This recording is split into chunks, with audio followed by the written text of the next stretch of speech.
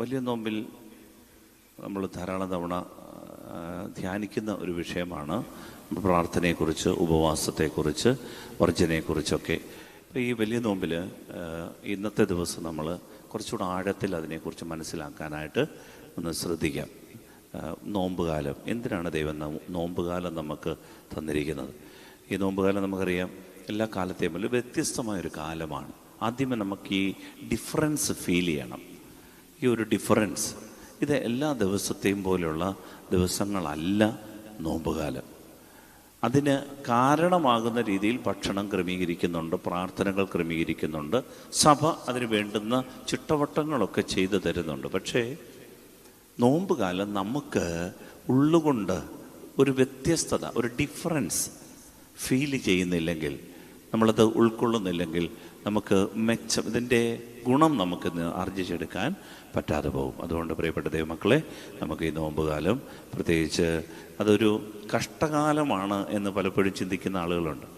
നോമ്പുകാലം അയ്യോ ഭയങ്കര കഷ്ടപ്പാടാണ്, ഒന്നാമത് ചൂട്, പിന്നെ അതിൻ്റെ കൂടെ ഈ പ്രാർത്ഥന, കുരിശിൻ്റെ വഴി, പിന്നെ ഇത് എന്തുമാത്രം കുമ്പിടിയിൽ 40 കുമ്പിടിയിൽ രാവിലെ തന്നെ 6:15 വന്ന് പ്രാർത്ഥന, എന്തുമാത്രം കഷ്ടപ്പാടാണ് എന്നൊക്കെ ചിന്തിക്കുന്ന ആൾ. കഷ്ടപ്പാടിൻ്റെ കാലം നമുക്കറിയാം. നോമ്പ് കാലത്ത് നമ്മൾ ശ്രദ്ധിച്ചിട്ടുണ്ട്, മലയാറ്റൂരൊക്കെ ഈ ആളുകളൊക്കെ വലിയ ആഞ്ഞിലിത്തടി, പ്ലാവിൻ്റെ തടിയൊക്കെ കുരിശായിട്ട് വെട്ടിക്കയറി വലിയ ഒരു 10-25 പേർ ഒന്നിച്ച് ചുമന്നുകൊണ്ട് ഇതിന് മണ്ടയ്ക്ക് വലിഞ്ഞു കയറും. എവിടെ? മലയാറ്റൂർ മലയിൽ. അവിടെ ചെന്ന് മറിഞ്ഞടിച്ച് അവിടെ ചെന്ന് കുഴിയിൽ പോയി അവിടുന്ന് ഒരു കണക്കിന് രക്ഷപ്പെട്ടൊക്കെ താഴെ വരുന്ന പാവപ്പെട്ട മനുഷ്യരുണ്ട്. നമ്മൾ കഷ്ടപ്പാടുകളൊക്കെ ഒരുപാട് സഹിക്കും. ഇങ്ങനെ നമ്മൾ കുറേ കഷ്ടപ്പാടുകൾ സഹിച്ച് ആത്മനിർവൃതി അടയുന്ന കാലമല്ല നോമ്പുകാലം. കഷ്ടപ്പാടുകളുണ്ട്, സഹനമുണ്ട്. പക്ഷേ നമ്മളെ കഷ്ടകാലത്തെക്കാളും ഇത് ഇഷ്ടകാലമായി മാറ്റുന്ന ഒരു രഹസ്യം ഇതിനകത്തുണ്ട്. അതുകൊണ്ടാണ് ഈ നോമ്പ് കാലത്തെ നമ്മൾ ഇഷ്ടപ്പെടാൻ പഠിക്കണം. ഹല്ലേലൂയ. സ്നേഹത്തോട് പറഞ്ഞു ഹല്ലേലൂയ. നമ്മൾ എത്ര ഇഷ്ടത്തോടെ നോമ്പ് നോക്കുന്നോ, എത്ര ഇഷ്ടത്തോടെ തപസ്സനുഷ്ഠിക്കുന്നോ, അതിൻ്റെ ആഴം വളരെ വലുതാണ്. എന്താ കാരണം എന്നറിയാമോ? യേശുക്രിസ്തുവാണ് അതിൻ്റെ കാരണം. യേശുക്രിസ്തു തൻ്റെ പരസ്യ ജീവിതം ആരംഭിക്കുന്നതിന് മുൻപ് എത്ര ദിവസം ഉപവസിച്ചു? 40 ദിവസം അവൻ ഉപവാസം. ആ ദിനരാത്രങ്ങളിൽ അവൻ ഭക്ഷിക്കുകയോ അവൻ ഒന്നും ഭക്ഷിച്ചില്ല എന്നാണ് ബൈബിൾ പറയുന്നത്. എന്ന് പറഞ്ഞാൽ ഉപവാസത്തോടെ 40 ദിവസം ഈശോ തൻ്റെ പരസ്യ ജീവിതം ആരംഭിക്കുന്നതിന് മുമ്പ് ഈശോ ഒരു സ്മൃതി ധ്യാനത്തിലൂടെ പോയി ഒരു യോഗാത്മകമായ ഒരു നിലപാടെടുത്തു. ഈശോ 40 ദിവസം ശരീരത്തെ, മനസ്സിനെ, ആത്മാവിനെ നിയന്ത്രിക്കുന്ന ദിവസങ്ങളാക്കി മാറ്റി. മണലാരണ്യത്തിൽ ഊഷരതയുടെ നാട്ടിൽ പോയി ഈശോ ഇങ്ങനെ ദൈവത്തോട് മാത്രം സംസാരിച്ചുകൊണ്ട് ജനക്കൂട്ടത്തിൽ നിന്നും വഴി മാറി നിന്നു. സ്നേഹമുള്ളവരെ, ഇതാണ് നമ്മുടെ ബലം. നമ്മുടെ കർത്താവ് കാണിച്ചു തന്ന വഴിയാണ് ഉപവാസത്തിൻ്റെ വഴി. ഹല്ലേലൂയ. അതുകൊണ്ട് നമ്മൾ വെയിലേറ്റ് വാടി കുരിശിൻ്റെ വഴി നടത്തി ഉപവസിച്ച് ദുഃഖവെള്ളിയാഴ്ച കയ്പ് നീര് കുടിച്ച് അങ്ങനെ ഉപവാസമൊക്കെ ഇങ്ങനെ നടത്തി ഇങ്ങനെ ജീവിച്ച് കഴിയുമ്പോൾ നമ്മുടെ മനസ്സിൽ എന്തോ ചെയ്തു എന്ന ഒരു തോന്നലുണ്ടാകും. പക്ഷെ യഥാർത്ഥത്തിൽ ഈ ഇഷ്ടാഹാരങ്ങൾ പരിത്യജിക്കുമ്പോഴും, നമ്മൾ ഈ പ്രാർത്ഥനകൾ കഠിനമായി അനുഷ്ഠിക്കുമ്പോഴും, നമ്മൾ ഈ കുമ്പിടുമ്പോഴും ഒക്കെ നമ്മളുടെ ഈ കഷ്ടപ്പാടുകൾ ഒരു ശീലമാക്കി എല്ലാ വർഷവും ആ ശീലം ഇങ്ങനെ ആവർത്തിച്ച് പോകുന്നതിനുപരി, പ്രിയപ്പെട്ടവരെ, നമ്മളുടെ ആന്തരികമായ ലോകത്ത്, സ്വഭാവത്തിൻ്റെ ലോകത്ത്, നമ്മളുടെ ഉള്ളിൻ്റെ ഉള്ളിൽ ഈ ഒരു സ്വാതന്ത്ര്യം അനുഭവിക്കാൻ ഈ നോമ്പുകാലം നമ്മളെ സഹായിക്കണം. അതാണ് ദൈവ സാന്നിധ്യം. ഹല്ലേലൂയ. സ്നേഹത്തോട് പറയാം ഹല്ലേലൂയ. ഹല്ലേലൂയ.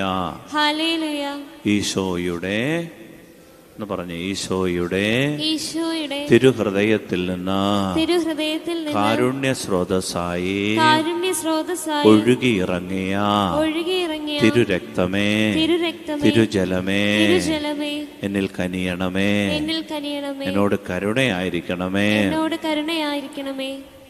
അതായത് നമ്മൾ ആ ഒരു കഥ ഞാൻ ഒരിക്കൽ പറഞ്ഞാന്ന് തോന്നുന്നു. ഒരു വീട്ടിൽ ഒരു അപ്പച്ചൻ പറഞ്ഞു, ഈ വീട്ടിൽ ഇതുവരെ ഇറച്ചി മീനും മുട്ടയൊക്കെ ഉണ്ടായിരുന്നു, ഇനിയും 40 നോമ്പാണ്, 50 ദിവസവും ഇനിയും കഷ്ടപ്പാടില്ല, ഈ ഉപവാസവും പ്രാർത്ഥനയെ അച്ചിട്ട് നോമ്പാണെന്നോ. ഇവിടെ വെജിറ്റബിൾ മാത്രമേ ഉള്ളൂ, ഇവിടെ ഉപവാസം ഉണ്ടായിരിക്കും, എല്ലാവരും ഉപവസിച്ച് പ്രാർത്ഥിച്ചേ പറ്റത്തുള്ളൂ. അങ്ങനെ എല്ലാവരും തീരുമാനിച്ചു, ഇവിടെ മട്ടനില്ല, ചിക്കനില്ല, മീനിൻ്റെ ചിറകും പാലും പോലും ഇല്ല. അപ്പോൾ അതുകൊണ്ട് ഇവിടുത്തെ ഉള്ള സർവ്വമാന ആളുകൾക്ക് ഉപവാസം.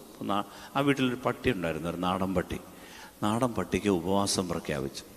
പട്ടി ഇങ്ങനെ നോക്കി, പട്ടിക്ക് പലപ്പോഴെങ്കിലും എന്തെങ്കിലും കിട്ടുന്ന പട്ടിയുടെ ഉറപ്പ് 50 ദിവസവും ടിപ്പു നിനക്കും ഉപവാസമാണെന്നത്. അങ്ങനെ എല്ലാവരും ഉപവാസത്തിലായി. ഈ പട്ടി കുറച്ച് ദിവസമൊക്കെ പിടിച്ച് ഞാൻ നോക്കി. അവസാനം ഈ പട്ടിക്ക് ഭയങ്കര കൺട്രോൾ പോയി. പട്ടി വിശപ്പ് കൂടി, ഭക്ഷണം ഇങ്ങനെ വെജിറ്റേറിയൻ കഴിച്ച് മടുത്ത് പട്ടി ഇങ്ങനെ രാത്രിയുടെ യാമങ്ങളിൽ എഴുന്നേറ്റ് അപ്പുറത്തെ വീട്ടിൽ നോക്കുമ്പോൾ അവിടെ കോഴിക്കൂട്ടിൽ കോഴികളൊക്കെ ഇങ്ങനെ ശബ്ദം ഉണ്ടാകുന്നു. പുലരിയുടെ ഒരു യാമത്തിൽ ഈ പട്ടി അപ്പുറത്തെ വീട്ടിൽ പോയി കോഴിക്കൂട്ടിൻ്റെ ഇടയിൽ നിന്നൊരു കോഴിയുടെ കാലിന് പിടിച്ച് വലിച്ച് അതിനെ കൊണ്ടുവന്ന് റെഡിയാക്കി അതിൻ്റെ ചോരയൊക്കെ അതിൻ്റെ മാംസമൊക്കെ കഴിച്ചപ്പോൾ എന്തൊരാശ്വാസം. അടുത്ത ദിവസം രാത്രിയുടെ യാമത്തിൽ പട്ടി എഴുന്നേറ്റ് ഇങ്ങനെ അയൽപക്കത്തെ വീടുകളിലെ കോഴികളെല്ലാം നോമ്പ് കാലത്ത് തീരുക. അവർക്ക് മനസ്സിലായി ഇത് ആരാണെന്ന് കണ്ടുപിടിക്കണം. അങ്ങനെ അവർ പതിയിരുന്നു, കള്ളനെ കണ്ടുപിടിച്ച് അവസാനം പട്ടിയെ തല്ലി കൊന്നു. പട്ടി നോമ്പ് ലംഘിച്ചതിൻ്റെ പേരിൽ വീരമൃത്യു പ്രാപിച്ചു. പട്ടി രക്തസാക്ഷിയായി. യഥാർത്ഥത്തിൽ നമ്മുടെയൊക്കെ ജീവിതത്തിൽ ഇങ്ങനൊരു സംഭവം ഉണ്ടായി. നമ്മൾ ശരീരത്തിൽ ഭക്ഷണം വേണ്ട എന്ന് വെച്ച് കുറച്ചു നാളൊക്കെ ഇങ്ങനെ പിടിച്ചു നിന്ന് ഒടുവിൽ ഉയർത്തെഴുന്നേൽപ്പിൻ്റെ ദിവസം ഉയർത്തെഴുന്നേൽക്കുന്നത് നമ്മളായിരിക്കുകയല്ല, നമ്മിലെ ദുശീലങ്ങളായിരിക്കും.